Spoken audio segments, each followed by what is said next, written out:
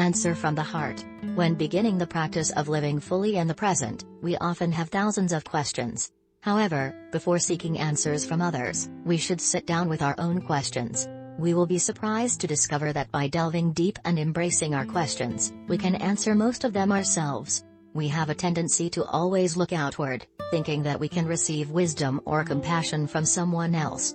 Heart-based questioning, as taught by Zen Master Thich Nhat Hanh, is not about teaching Buddha's doctrine nor containing knowledge about it, which does not answer urgent questions. We need to learn what can help us transform our own suffering and overcome our own difficulties. A true teacher, if they are truly a teacher, must offer teachings that help us connect with life and help us shed prejudices, ideas, and conditioning. The purpose of a true teacher is to help their disciples transform. A good question is a question that can help many people. We should ask questions from the bottom of our hearts, questions related to happiness, pain, transformation, and practice. A good question does not need to be lengthy. The questions in Answer from the Heart will help us find the necessary remedies with the wise teachings of the Buddha, which are full and appropriate for each person, and directly related to the current circumstances for everyone. This is an opportunity for us to practice listening with an open mind, ready to receive in a state of peaceful stillness. By listening in this way, we will surely receive the remedy we need. Sometimes we don't know what to do with our lives. We feel pulled in different directions, not focusing on anything for long, always feeling restless, unhappy, and confused. How do we practice in such a situation? We plant a rose by cutting a rose stem and then planting it in moist soil with fertilizer. After a while, the rose stem will take root, and we also have the ability to become a beautiful rose bush. However, we need to have enough time and be planted in the soil for our roots to grow strong. We often think that pain is negative, but we should try to view pain with a new, more positive understanding. According to the Buddha's teachings, pain is a colored truth, and we can learn a lot from pain. We must have the ability to cope with both pain and happiness. Suffering always goes with happiness. If there is no suffering, we will not have happiness. Our normal tendency is to avoid suffering, and that is not good. If there is no suffering, then we can't grow up, can't cultivate understanding and love, so we have to learn to recognize and embrace suffering. Like in a situation called root loss, those people need a suitable environment, a fertile ground to take root, that is, a community of practice, brotherhood, love, growth. That body will support us a lot, and it won't be long before we can stand on our own. Let a rose branch become a rose bush soon. How to ensure family peace while the outside world is full of turmoil and lack of peace. Every family should set up a room that we can call a breathing room or a meditation room, or an oasis of peace. If the house doesn't have a lot of space or doesn't have its own room, just a small corner can transform it. Become an oasis of peace. When a member of the family feels insecure or unstable, they can seek refuge in that peaceful oasis, without having to be a very spacious place with cumbersome tables and chairs. In fact, just a few sitting tools, a small bell and a vase of flowers symbolizing freshness, beauty and hope. Anyone, including children, when feeling angry or frustrated can right to seek refuge there. Any home, if it is called civilized, must have such a room. It is the domain of peace, a place to return to take refuge in the island itself. As soon as once that oasis is set up, we ourselves and others in the house begin to benefit from it. Entering that room, we will have a feeling of peace in our hearts. When parents quarrel, children will suffer. If we are children, we can avoid. Go into the breathing room, ask for a bell and practice. Practice mindful breathing. We find refuge in the peaceful space of the room. If we can practice like that, it will help parents stop when they hear the bell and realize that they shouldn't make their children suffer. So a person having a practice can also help other people in the house. When angry, one of you can go to the breathing room, practice mindful breathing and listen to the bell to be calmed down. Husband and wife, children will inspire each other. Every morning, the whole family should go to the breathing room together, sit together for a few minutes, recognize each other's presence in mindfulness, wish each other a peaceful and happy new day, start a new day with a few minutes of relaxation, looking at each other, appreciating each other. Doing so is very precious. Before going to bed, the whole family should go to the room to listen to each other and breathe together. Whenever we need to listen to each other, the meditation room is the place to sit together in mindfulness, listen deeply to pain and suffering.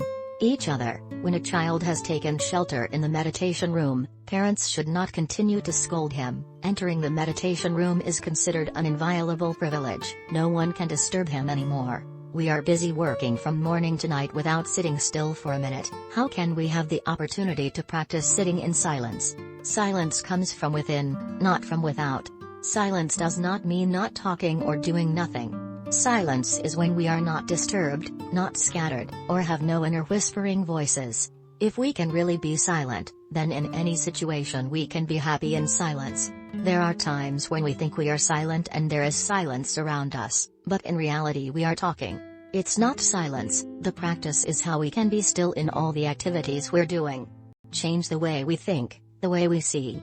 It must be realized that silence must come from within, not from not speaking. Sitting down to breakfast can be an opportunity for us to enjoy the silence. Even though all around us people are talking, inside we can still be completely silent. The Buddha was surrounded by thousands of disciples, although the Buddha accompanied his disciples to eat and drink, but he always remained in silence. The Buddha taught very clearly that people know how to live alone, know how to live quietly. That person does not mean to go into the deep forest. One can live in a sangha or in the middle of the market and still enjoy the quiet. Who knows that living alone does not mean not living with anyone. A person who knows how to live alone means that he or she knows how to stay firmly in the here and now, fully aware of what is happening, using mindfulness to be aware of every feeling, every thought that arises in the mind. Mindfulness, awareness of what is happening in the Sangha but at ease, without losing oneself, is the definition of the Buddha's ideal practice of living alone, not worrying about the past, not wondering about the future. Abiding in the here and now, united body and mind, aware of what is happening in the present moment. That is true living alone. The Earth's atmosphere is warming, animals are in danger of being destroyed, rivers and seas are polluted. As Buddhists, what must we do to save Mother Earth? For the first time, when astronauts sent back images of Earth taken from space, millions of people were moved to see the homeland of humanity, a vivid green planet in the universe, fertile, beautiful, a true pure land, a true paradise.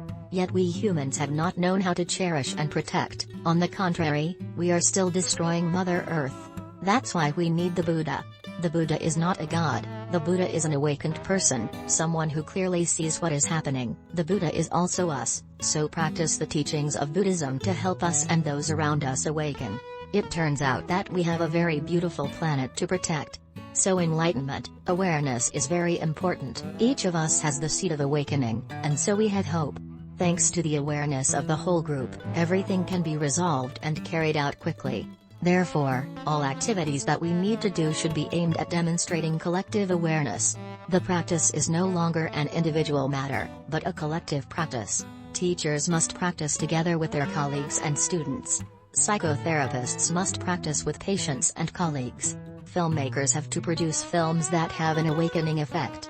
Journalists have to write articles that keep others awake. Everyone must participate in promoting awareness. Awareness is the foundation of all change. In order for the Buddha and the Dharma to manifest, we must build the Sangha, the community of people who practice mindfulness. The Sangha is a place for us to take refuge. To rely on the Sangha is to rely on the Buddha, to rely on the Dharma, and when we rely on the Sangha we will feel safe. When we have mindfulness, attention, and awareness, we are Buddhas and our Sangha is Buddhas. That's what we have to see. If we see that truth clearly, we will never despair. Despair is a disaster.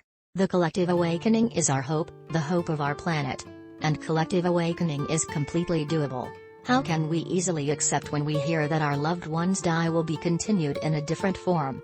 When we look at an orange tree, we see that the orange tree gives us branches, leaves, sweet fruit, and fragrant flowers. That's what the orange tree can give to life. So are we. In our daily lives, we contribute to the world our thoughts, words and actions. Our thoughts can be very beautiful, full of understanding, love. My words can be very beautiful, full of understanding, love. Our actions can also be very beautiful, full of understanding, love. Looking deeply, at this very moment, we are manipulating our thoughts, words, and actions. According to Buddhist teachings, our thoughts, words, and actions are the true continuation of ourselves. Every time we generate a thought, that thought will stay there for a long time. Every time we say a word, it will last a long time. Every time we take action, our actions will have a lasting effect on the future. If we could generate a thought full of compassion and tolerance, that thought would immediately have a healing effect on the whole world and continue to have a lasting therapeutic effect for the future. So generating compassion, tolerance and non-discrimination is very important. Many people think that after this body disintegrates, there will be nothing left. Even many scientists thought so.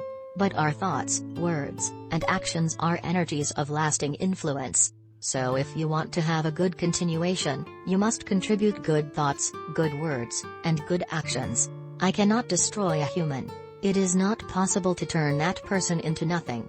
Just as a cloud cannot die, man cannot become nothing.